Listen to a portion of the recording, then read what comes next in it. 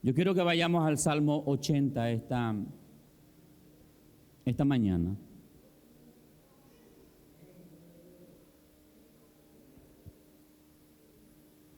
Versículo 19.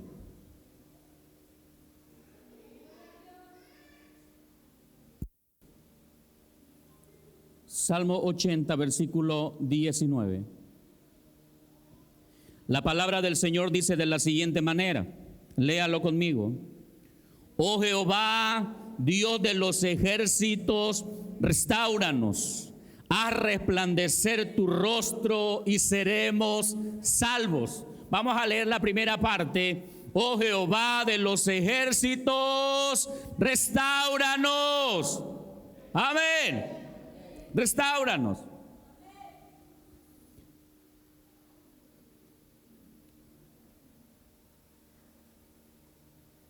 El versículo 3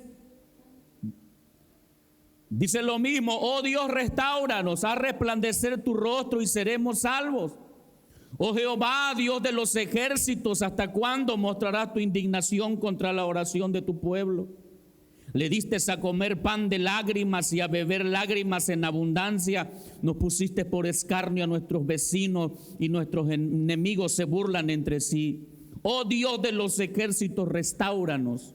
Haz resplandecer tu rostro y seremos salvos. Hiciste venir una vid de Egipto, echaste las naciones y la plantaste, limpiaste sitio delante de ella, hiciste arraigar sus raíces y llenó la tierra. Los montes fueron cubiertos de su sombra y con sus sarmientos los cedros de Dios. Extendió sus vástagos hasta el mar y hasta el río sus renuevos. ¿Por qué aportillaste sus vallados y la vendimian todos los que pasan por el camino? El salmista está hablando y está diciéndole al Señor, Señor, estos éramos nosotros. Él está dando toda una reseña al Señor de lo que antes eran, pero ahora le dice, restaura. No di conmigo, restaurar. ¿Alguien sabe lo que es restaurar?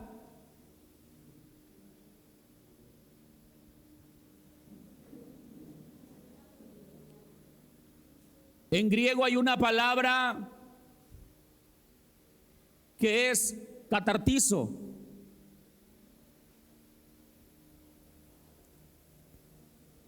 Esa palabra significa el poder del alineamiento. Para referirse a restaurar en griego la palabra es catartizo. Y catartizo es poder de alineamiento, pero catartizo significa esto. Antes te voy a dar la definición de restauración. Y restauración significa reparar o volver a poner algo en el estado o estimación original. Eso es restauración. Reparar o poner algo en su estado original. Pero catartizo significa crear, preparar, arreglar, completar y perfeccionar. En el griego catartizo se aplicaba no solamente para restaurar, se aplicaba aún para perfeccionar. La palabra restauración, la mayoría comprende de qué se trata, pero una de las áreas donde más se usa es en el arte.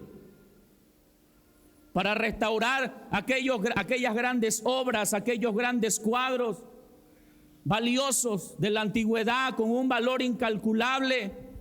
Algunos puede llevarse meses la restauración. Otro puede llevarse años, pero siempre vale la pena, porque lo que se restaura es porque tiene un gran valor. Aleluya. Usted no anda restaurando algo que puede ir a comprar por 5 pesos, ¿verdad? ¿Quién de ustedes se pone a restaurar algo que compró ahí en una conocida tienda de esas que antes eran 3 por 10 y ahora ¿qué es? ¿Qué? Todo a 10 creo. se ocupa de andarlo reparando. Algo que es barato, usted no lo restaura. Usted lo cambia por otro. Pero siempre se ocupa la restauración en algo que es de valor, de gran estima. Y el salmista está hablando no de cambia, está hablando de restáuranos. Pero yo le estoy diciendo a usted que solo se restauran las cosas que tienen un gran valor. Son las que se restauran, es aquellas en las que se invierte. Y dice Isaías 43, el Señor hablando a su pueblo, hablándonos a nosotros, dice: porque a mis ojos fuiste de gran estima, fuiste honorable y yo te amé. Daré pues hombres por ti y naciones por tu vida, porque a mis ojos fuiste de gran estima. Dile al que está a tu lado: el Señor dice que para Él eres de un valor incalculable, de gran estima, dice. Pero para que ustedes sigan entendiendo quiénes somos nosotros para Él, la Escritura revela y dice que somos como la niña de sus ojos. Somos como la niña de sus ojos. Somos su especial tesoro. Valemos tanto para Él, hermano, que no pudo pagarnos, no pudo comprarnos, no pudo recuperarnos con precio de oro ni con precio de plata, y tuvo que dar la sangre de su Hijo en la cruz del Calvario, porque no había manera de poder pagar el precio que usted y yo, Él nos ha fijado, Él nos ha establecido. Usted y yo somos de gran valor, de gran estima a sus ojos. Dile al que está a tu lado: para Él no hay ni grande ni pequeño.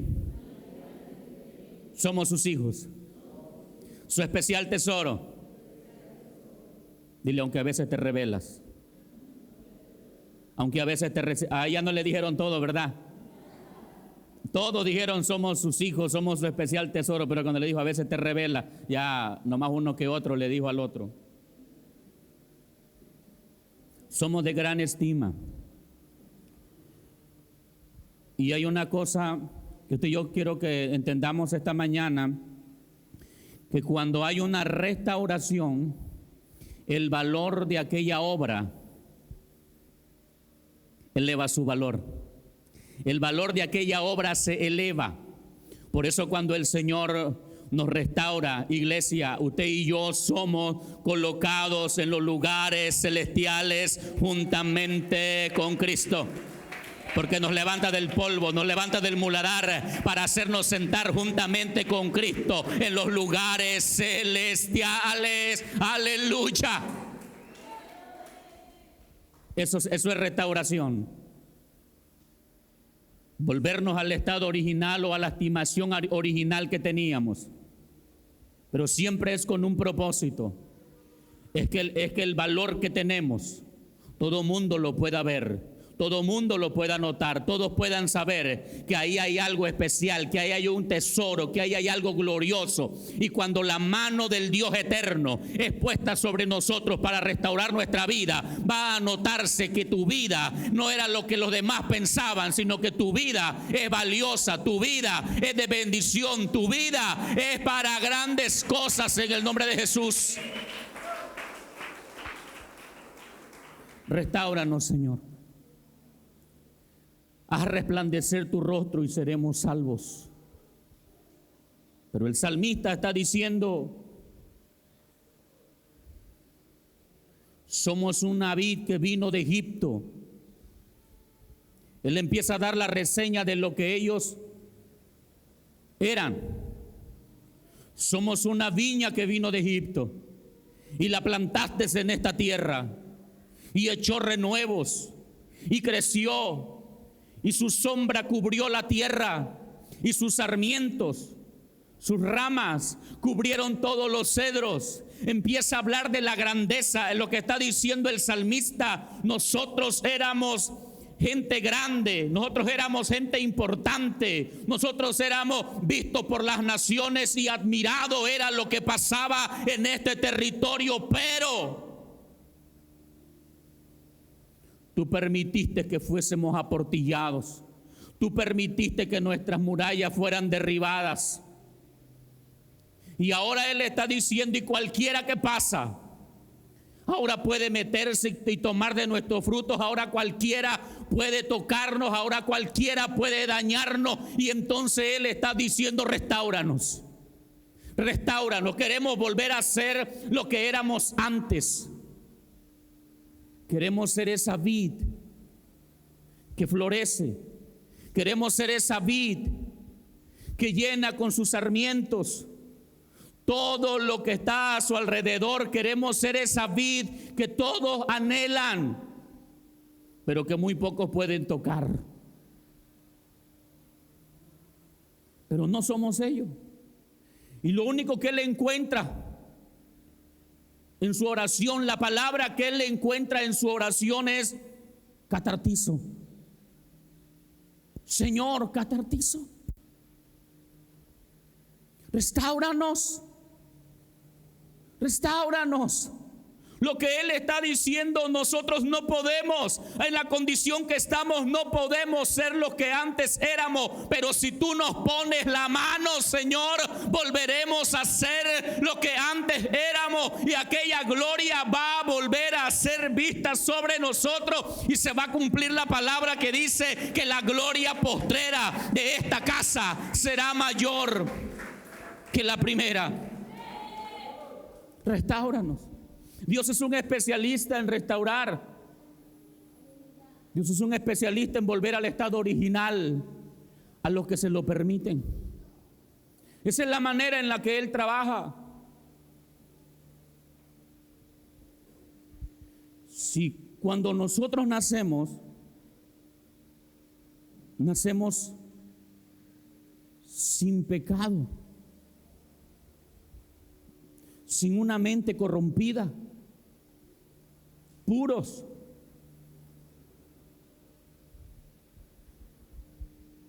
Que si alguien muriera en ese momento, siendo un niño, no tiene necesidad de arrepentimiento para tener que ir a estar con su Creador, porque es salvo, es puro. Y es por eso que cuando el Señor está hablando con Nicodemo, el Señor lo primero que le dice a Nicodemo que es necesario nacer de nuevo. Y que si no fuéramos como niños, no podríamos ver el reino de los cielos. Lo que el Señor está diciendo a Nicodemo, es necesario que la condición espiritual del hombre sea restaurada como cuando era un niño, para que una vez más sus pensamientos sean limpios, para que esté puro y para que llegado el momento de tener que encontrarse con su Señor, esté enteramente preparado. Restauración es volver al estado original. Aquel estado en la inocencia, dice el apóstol, sean niños en la malicia, pero maduros en la forma de pensar. Una vez más quiere que sigamos, o sea que nunca dejemos de ser esos niños en la malicia, pero que nos convirtamos en una gente madura a la hora de pensar.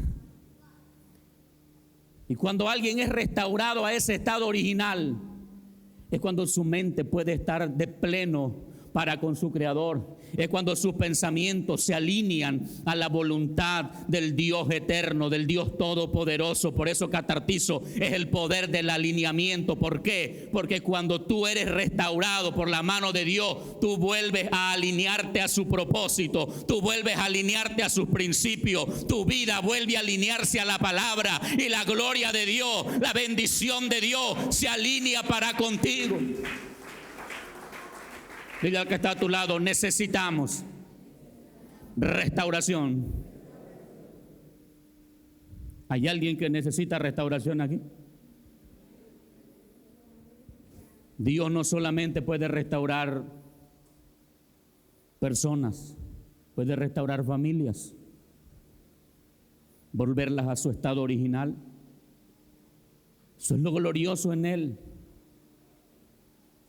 Cuando el diablo empieza a tocar la familia para tratar de desvirtuar el plan original, para tratar de desvirtuar el propósito que nuestro Dios tiene de un principio, es porque Él sabe que la familia es algo valioso. Él sabe que la familia es un plan divino, y Él sabe que si la familia se restaura en los principios que Dios le estableció, se va a levantar una generación de hombres y mujeres que van a adorar con todo su corazón, y que donde quiera que ellos estén, la gloria de Dios va a descender donde ellos comienzan a adorar. Porque donde hay gente restaurada, donde hay un pueblo restaurado, no importa el lugar donde ese pueblo esté, cuando ese pueblo levanta las manos, la gloria de Dios se empieza a mover. Aleluya. Ya sea en Jerusalén, Dios le respondía a Daniel, o ya sea en Babilonia, de igual manera Dios le respondía a este hombre. Y trató el enemigo de desvirtuar, trató el enemigo de dañar la vida de Daniel y de todos aquellos jóvenes. Porque los que han leído la Escritura saben que desde el momento en que Israel estaba entrando a Babilonia, el plan del enemigo a través de Nabucodonosor era dañar la vida de aquellos jóvenes. Solamente conocemos el nombre de Daniel y sus amigos, y la mayoría recordamos los nombres babilonios: Sadrach, Mesach y Abednego. Pero no eran solamente cuatro, no era solamente Daniel y sus amigos, eran jóvenes, eran los jóvenes, eran los príncipes. Y lo que pedía Nabucodonosor era que para poder ser seleccionado, para pertenecer a ese grupo selecto que él quería, tenían que ser jóvenes apuestos, tenían que ser jóvenes entendidos en ciencias, tenían que ser jóvenes fuertes, o sea, tenían que ser lo mejor, tenían que ser príncipes.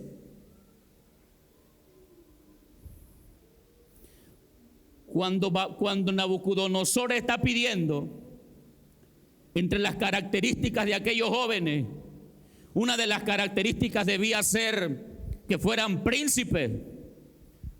Lo que Nabucodonosor realmente quería no era honrarlos. Lo que Nabucodonosor quería no era prepararlos para que fueran más grandes.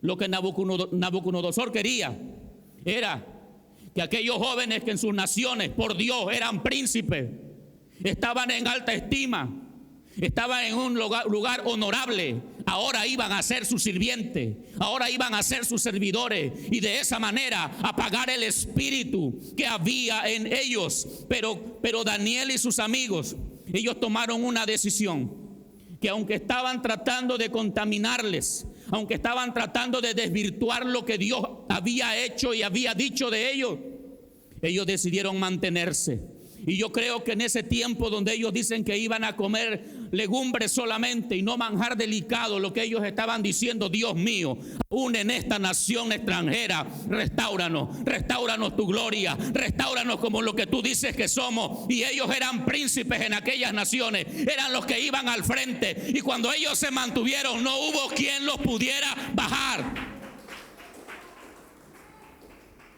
Porque ahora eran gobernadores en aquella nación extranjera. Ahora era Daniel el que lideraba a los sabios de aquella nación. Porque cuando Dios te restaura, Dios te va a poner en un lugar más alto, en el lugar más elevado, en el lugar más prominente, para que todos sepan que no fue tu mano, que no fue tu fuerza, que no fueron tus recursos, que fue la gloria del Dios eterno, la que a ti te levantó y te colocó ahí. Restáuranos. Cuando usted y yo leemos la vida de Job, todos conocemos la historia de Job.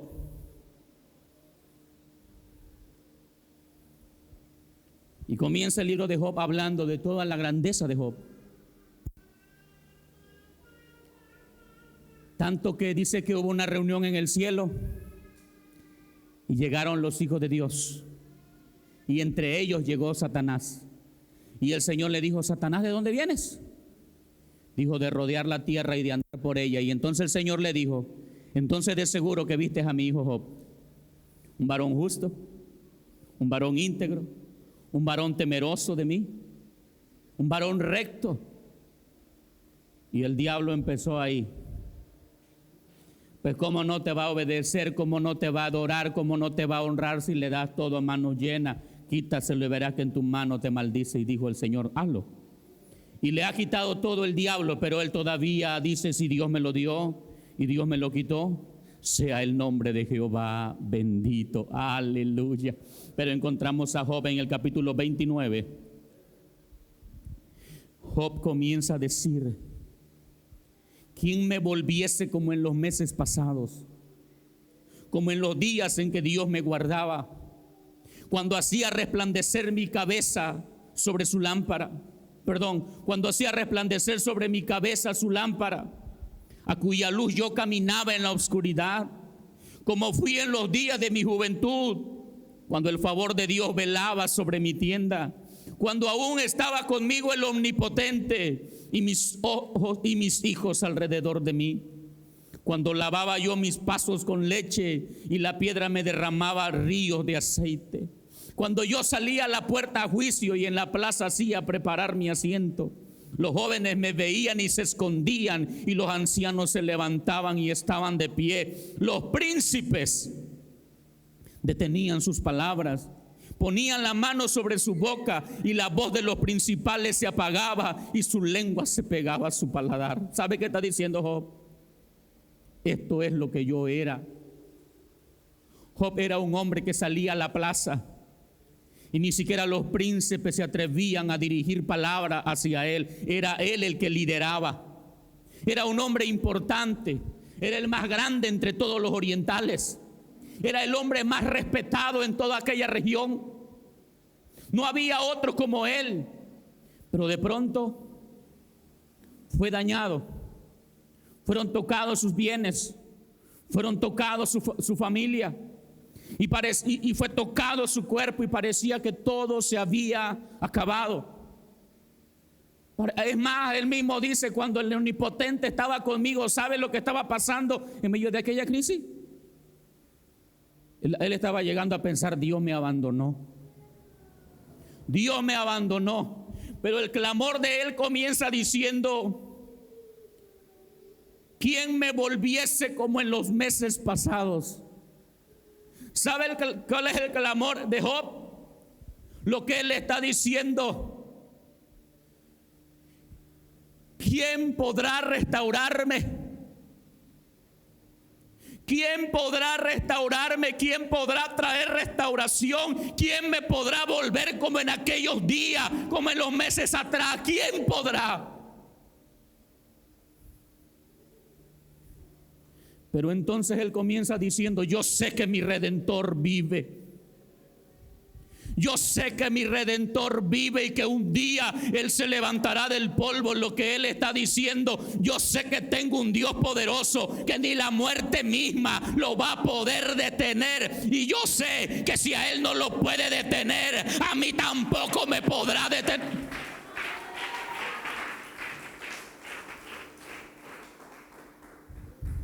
Di conmigo esta oración. ¿Hay alguien que esta mañana pueda decir de manera voluntaria y personal: necesito restauración? ¿Hay alguien?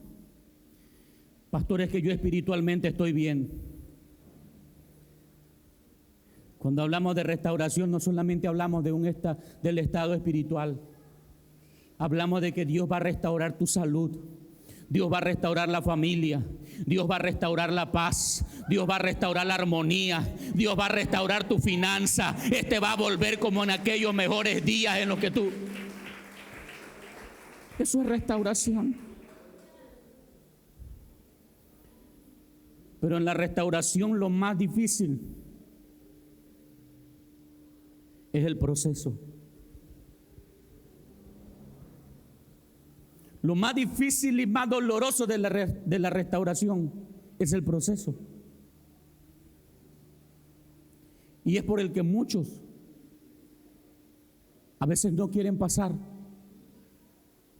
Porque estamos entendiendo que nos está haciendo falta algo. Estamos entendiendo que quizás hubo días en los que nuestra vida espiritual, en los que nuestra comunión con Dios no era lo que es ahora. Y queremos que Dios nos vuelva a aquellos días.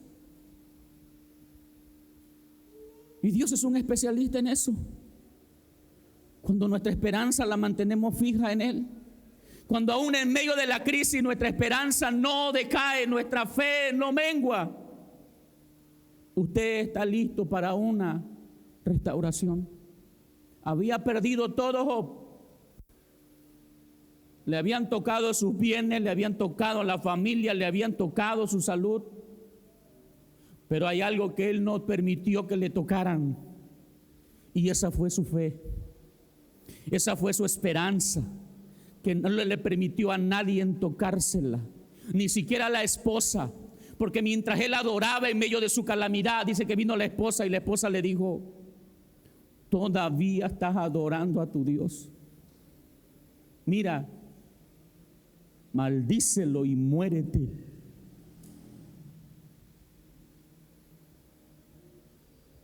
Porque nadie va a comprender el proceso de restauración más que el que está siendo restaurado. Todos los demás van a verte raro, porque los amigos de Job, todos lo estaban viendo como un hombre pecador. Todos le estaban diciendo a Job: Job, te está pasando eso porque estás mal. Te está pasando eso porque seguro que pecaste. Pero él sabía que no, por eso él decía: restáurame, restáurame. Y yo creo que aunque hubieras pecado, aún hay restauración. Porque aunque hubiéramos pecado, dice: abogado tenemos para con el Padre, a Jesucristo el justo. Y mientras él clama por restauración, el Señor empieza a manifestarse y empieza a mostrarle su gloria y su poder. Y lleva a Job a un punto donde Job termina diciendo de oídas: yo te había oído, pero ahora mis ojos te ven. Y Dios restauró a Job con una gloria mayor a la que antes tenía y le dio el doble de todo lo que poseía. Aleluya.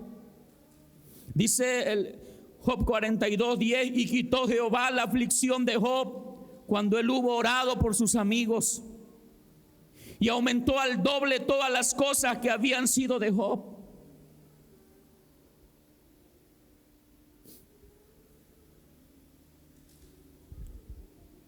Tú puedes estar clamando por una restauración porque probablemente haya gente que te está señalando, haya gente que te está criticando, haya gente que murmura contra ti, pero tú podrás estar orando y tú podrás estar creyendo. Pero el momento de la restauración vino cuando Job oró por aquellos que lo habían estado criticando, por aquellos que lo habían estado señalando, por aquellos que en su cara le decían: estás mal. El momento en que Job se levantó para orar por ellos, pero no orando así: Señor, ahí te los encargo, Señor, los pongo en tus manos. No, él comenzó a orar: Señor, bendícelos, prospéralos. Cuando tu corazón llega a ese punto de que aún puedes orar por los que te ultrajan, cuando puedes orar por los que te maldicen, en medio de tu aflicción, cuando tú eres capaz de hacer eso, tú estás listo para una restauración. El momento en que tú puedes orar para bendecir al que te dañó, el momento en que tú puedes orar para bendecir al que te abandonó, el momento en que tú puedes orar para bendecir por el que te criticó, es el momento en que Dios está poniendo la última pieza para restaurar.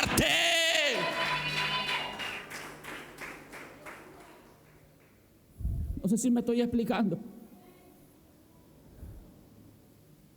Cuando tú estás listo para eso y tú empiezas a hacerlo, Él empieza la restauración. Pero esa es una de las armas que el enemigo usa muchas veces para que tú no puedas ser restaurado. El Señor Jesús dijo que amemos aún a nuestros enemigos y que oremos por los que nos ultrajan y nos persiguen.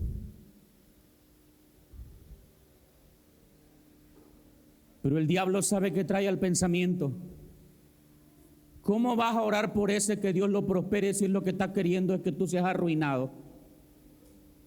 ¿Cómo vas a bendecir a esa persona si esa persona es la que más te dañó? ¿Cómo vas a pedirle perdón tú cuando fue a ti a quien dañaron? Y ahí es donde el enemigo está trabajando y tú dices: bueno, tiene razón. Yo no le hice nada, ¿por qué habría de pedir perdón?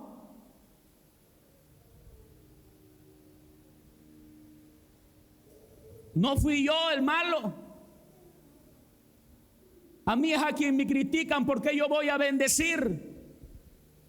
Y parece que tu lógica es razonable.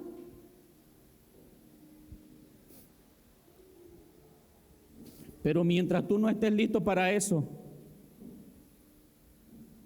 no hay comienzo de restauración.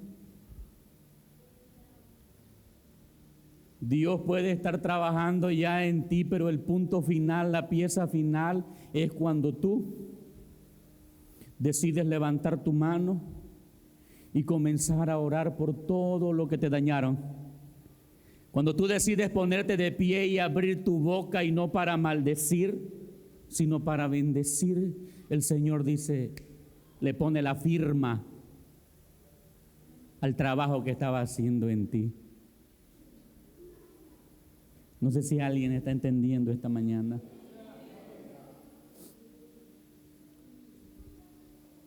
Voy a hablarte de otra mujer, de otra persona en la Biblia. Una mujer llamada Noemí. El libro de Noemí, en su capítulo 1, versículo 1 al 5, nos habla de una familia. Nos habla de una familia que salió de Belén. Dice el versículo 1 de Ruth 1. Yo dije Noemí. El libro de Ruth, en su capítulo 1, versículo 1 al 5, dice: aconteció en los días que gobernaban los jueces que hubo hambre en la tierra, y un varón de Belén de Judá fue a morar en los campos de Moab, él y su mujer y 2 hijos suyos. El nombre de aquel varón era Elimelech, y el de su mujer Noemí. Y los nombres de sus hijos eran Malón y Kelión, efrateos de Belén de Judá. Llegaron pues a los campos de Moab y se quedaron allí. Y murió Elimelech, marido de Noemí, y quedó ella con sus 2 hijos, los cuales tomaron para sí mujeres moabitas. El nombre de una era Orfa y el nombre de la otra Ruth. Y habitaron allí unos 10 años y murieron también los 2, Malón y Kelión, quedando así la mujer desamparada de sus 2 hijos y de su marido. Una situación terrible, que seguramente el clamor de Noemí no era restauración, porque el corazón de Noemí estaba tan afectado que Noemí dijo: ya no me llame más Noemí. Y Noemí significa dulzura, o la que endulza. Noemí era aquella mujer que donde ella llegaban, si había algún amargado, sonreía. Que si alguien estaba triste, se alegraba, porque Noemí era dulzura en sus mejores momentos. Pero en el peor momento, en el momento de la crisis, ella dijo: ya no más Noemí, llámenme Mara. Y Mara es amargura. Pero ella no entendía que había restauración. Y decidió un día volver, en medio de su tristeza y toda su congoja, ella decidió un día dejar Moab y volverse a Belén de Judá. Porque oyó que había pan en Belén de Judá. No estaba levantándose para ir con esa fe, con esa esperanza al 100. Ella al menos quería volverse a su tierra. Quería volverse a su tierra, tal vez como algunos dicen, me voy a mi tierra aunque sea para morir allá. Porque no vemos a Noemí con esa fe de decir, me vuelvo a mi tierra y Dios me va a restaurar y seguramente ahí me voy a levantar. No vemos a Noemí así. Es más, cuando ella llega allá a Belén es cuando le dicen, no es ella, no eres Noemí. Y dijo ella, no soy más Noemí, yo soy Mara. Díganme Mara. ¿Qué significa eso en nuestros días? Es como cuando te está lloviendo sobre mojado y no tienes la fe al tope y la esperanza ya se te anda pendiendo de un hilo y dices, pero voy a ir a la iglesia, voy a ir a la iglesia, que si me muero aunque sea que me vaya con Cristo. Me voy a ir a la iglesia. No viene creyendo en una restauración, viene al menos para estar en el que ella considera que es su lugar. Porque nunca se salió de su corazón que su tierra no era Moab, sino que su tierra era Belén. Y ella dijo, yo me voy a ir porque ahí, ese es mi lugar.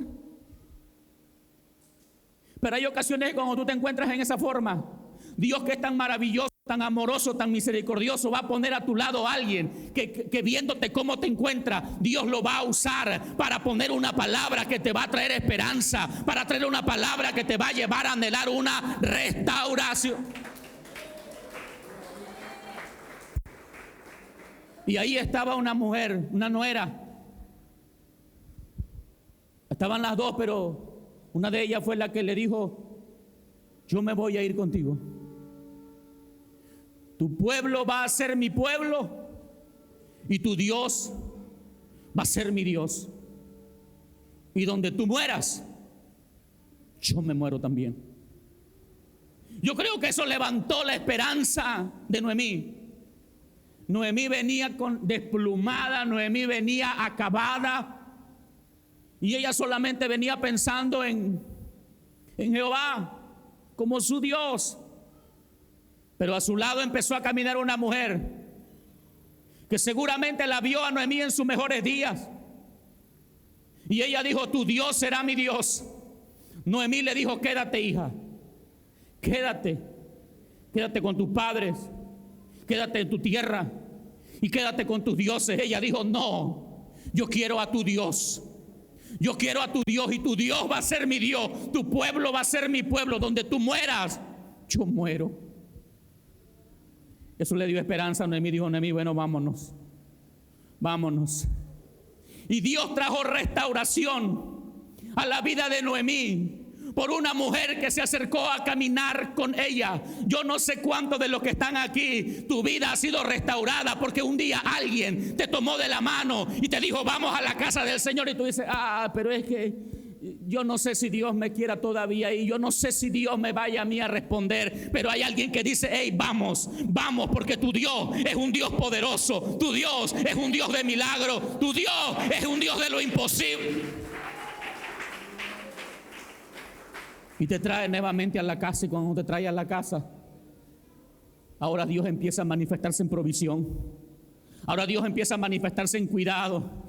Y para llevárnosla rápido, ahora ya Noemí, sus dos hijos habían muerto, los que habían sido su esperanza para una descendencia habían muerto. Ya parecía que no había nada, pero Dios, que es un Dios de restauración, que es un Dios de segundas oportunidades y que no solamente te vuelve al estado original, sino que además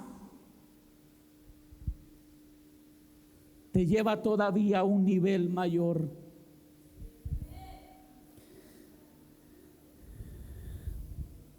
Te perfecciona. Dios no solo le dio una descendencia a Noemí, la perfeccionó.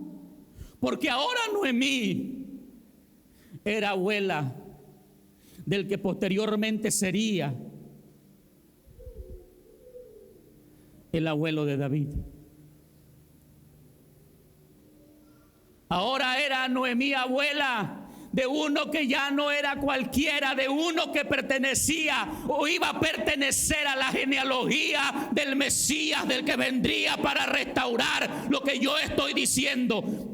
Aún en tu peor momento, Dios va a enviar a alguien que te va a tomar de la mano y te va a traer al lugar donde Dios te va a restaurar. Yo no sé si tú viniste aquí porque así lo decidiste o porque alguien te trajo. Lo que yo sí puedo decirte es que no importa el momento que estés pasando, hay restauración para ti, hay restauración para tu familia, hay restauración para tu vida. Aleluya. Restauración. Y te dije que catartizo es arreglar, completar o perfeccionar. Con estos términos, yo no sé si tú necesitas una arregladita nada más, o no sé si te falte un pedazo que por ahí quedó tirado y Él te tenga que completar. Porque hay gente que en la mitad de la vida se le fue.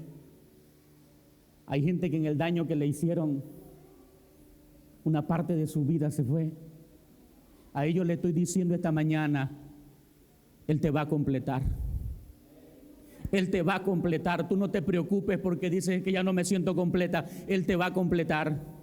No solo te puede arreglar, también te va a completar. Y no solo te va a completar, te va a perfeccionar. O sea que te va a hacer estar todavía mejor de lo que un día pudiste estar. Así que todo el que anhela restauración, este es el tiempo, este es el momento, este es el lugar. Prepárate porque viene para ti restauración, restauración, restauración. Todo el que está anhelando restauración, este es su momento. Este es su momento.